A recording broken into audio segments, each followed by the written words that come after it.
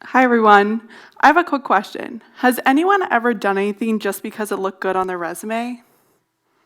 Okay. I see some hands. No worries. You don't need to be embarrassed. It's a lot more common than you would think. And this is because when we're younger, we're often told to do things because they look good on our resume. So it's natural that we'd get into this mindset. But I challenge this advice because do we actually feel fulfilled if our only motive is our resume? And I was curious, so I decided to ask students if they felt this way. I polled 157 students all through the United States. I got responses all the way from New York to Hawaii and even Alaska. And over 60% said they have done something solely because of their resume. And then I tweaked the question and I asked, have you ever done anything just because you were purely curious? And 20% said no. And that was the thing that was most interesting because I'm a strategic planner. When I was 19, I'm probably the only teenager who ever did this, but I asked my parents for tickets to a venture capital conference for my birthday. And the thing about venture capital was I was exposed to it pretty early on, and I was just curious about it, so I wanted to go. So before I continue, is everyone familiar with venture capital? If you're not, can you raise your hand? Okay. So if I told you, are you familiar with Shark Tank? Do you now know venture capital? Okay, yeah. So I see some head nods. So exactly, venture capital is Shark Tank. So VCs are people who invest capital into startups and with the hopes of getting a return. It is highly competitive to get into. So I have another question for you. If I told you, are you more likely to get a job in venture capital or make it into the NFL? Which one do you think is more likely? Can I see hand raise for venture capital? Okay, one hand, okay. What about the NFL? Oh wow, okay, so a lot for the NFL. If you were gonna make it into the NFL, you have about a 4% chance of doing so. For venture capital, there's a lot of internships and fellowships that have about a 1 to 3% acceptance rate. So what does that mean? You're more likely to work with Tom Brady than you are to make it in venture capital. And if this is the case, you're also going to need to get a ticket to Florida because he's no longer with us on the Patriots. Yeah. So up next is an example of a venture capital fellowship program. These are stats from an applicant pool. So there was 3,000 applicants, only 40 people made it, which means there's a 1.3% acceptance rate. Now, where was I in this? I was part of the 98.7% who got this email. Some may be very aware of this. This is what I call the thank you for applying email. It has been trending in my inbox for years. And maybe some of you experience this as well. Or maybe you have one that's trending like thank you for shopping at Amazon, your order's on the way. I much prefer those ones. But when I was just starting out and learning about venture capital, I didn't really consider it as a job opportunity. I was in the mindset that I needed to do something that traditional finance majors had to go down. So I spent the first 3 years of my college experience focusing on those big financial firms and got the same result, the thank you for applying emails. It wasn't until I was a junior, studying abroad in Hungary, did I get a different email. And the email said, congratulations, you're moving on to the interview round. And this was for an investment internship for the summer. And when I got that, I was shocked. I was like, wow, I'm so used to these emails, so that was different. But then when I got to the interview, I asked myself, why am I here? And the answer that I came up with was definitely not my proudest moment. And don't worry, the recruiter didn't know this, but I was just there because I thought it looks good on my resume. Not really the best response, but that's what I felt. Because I had in my mindset that I had to do this type of job because I was a finance major. And I blocked myself off from other opportunities.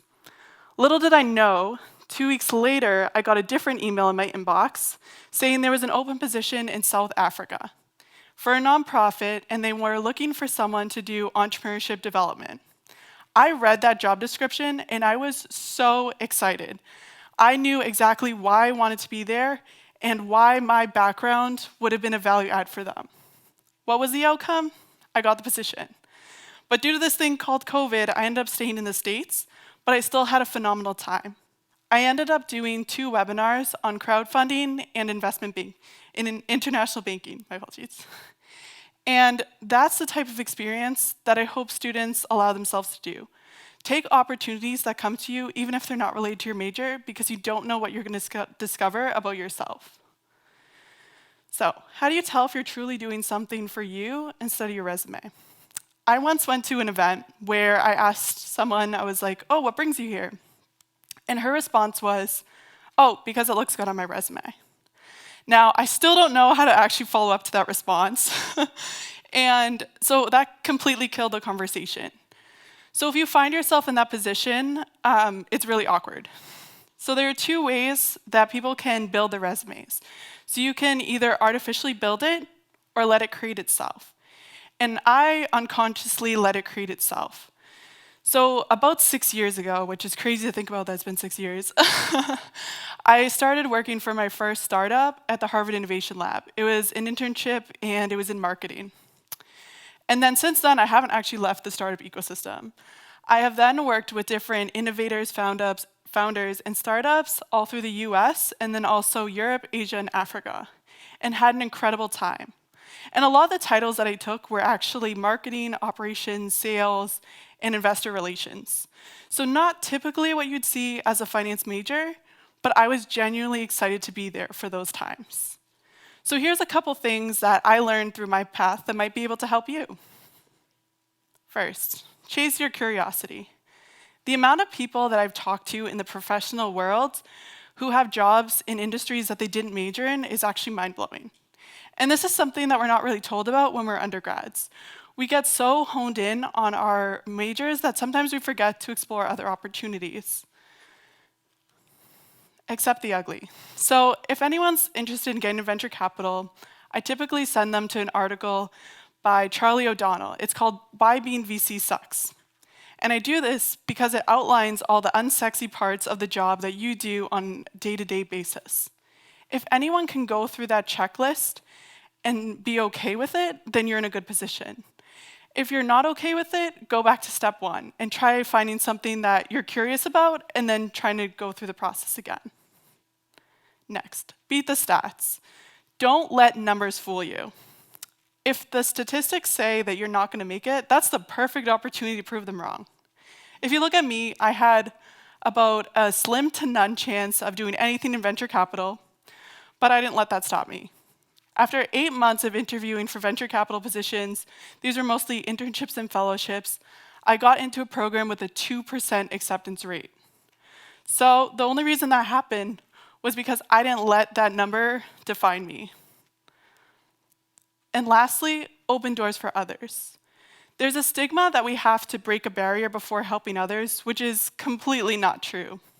In terms of venture capital recruiting, I started a group called VCs to Be. And this was just for fun. You know, I wanted to help others break into the industry even before I got in, just so we can all work together through our problems. And it worked wonders. The amount of impact that I thought that that group had, I could have never guessed when I first started it. I've had some VCs ask me, oh, if I'm hiring in the future, can I pull from your group? So that just created VC jobs. And then on the other end, some members ended up getting jobs in venture capital. So I'd get a note saying, like, thank you for all that you've done, which was really warmed my heart. And in this group, within a couple months of us forming, we were able to hit worldwide. So members come from every single continent except for Antarctica. And the reason being, there's no VC fund in Antarctica for obvious reasons. But in all, there's one more important thing that you should remember. And it's to do it for you and not your resume. Thank you.